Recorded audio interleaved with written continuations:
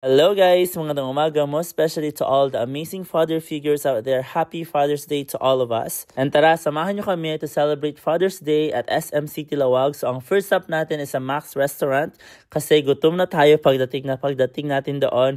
Ito nga po ang recommendation po ni Manager Marlon na sobrang bait at napakasikaso kasama din ng kanyang mga staff. Ito nga po ang good for 4 na recommendation nila, ang kanilang famous fried chicken, lumpia sampler, and of course, their kare-kare. And since kasama nga namin si Maria at si Olivia, hindi naman sila masyado makakakain. So, ang ending, kami ni Jeff talaga ang pumapak ng food. But, kitang-kita naman ninyo, si Olivia at si Maria, super enjoy din sila sa pagkain. Sabi nga ni Maria, 10 out of 10. So, ano pang hinihintay nyo? Visit them here now, guys. At ang ating second stop is for fun naman, for family. So, tara na at samahan nyo kaming magsaya kasama ang aming mga anak dito sa Quantum.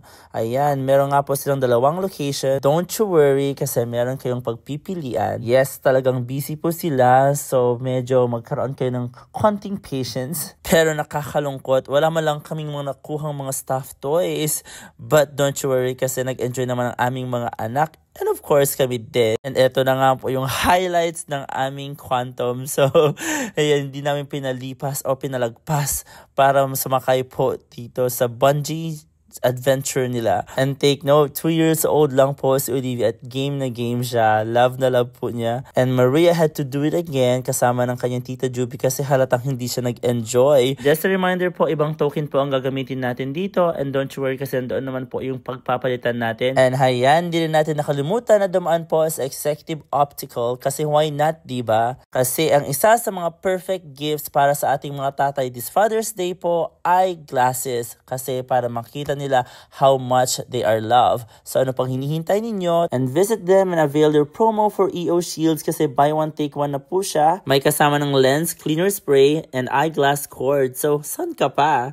And yes, tama po, nakikita ninyo, Komori is now open po, located po sa lower ground level. If nakikrave po kayo ng authentic taste of Japanese breads and pastries, freshly baked with tradition, care and craft, this is for you. And us, kasi sobrang sarap. And tignan naman ninyo ang ating munting bunso nagpapaganda kasi bet na bet po talaga niya. So, salamat po sa ating mga beauty enthusiasts. To the rescue po talaga sila sa ating munting prinsesa. O, diba? In the moment po, si Olivia, sobrang feel na feel po niya.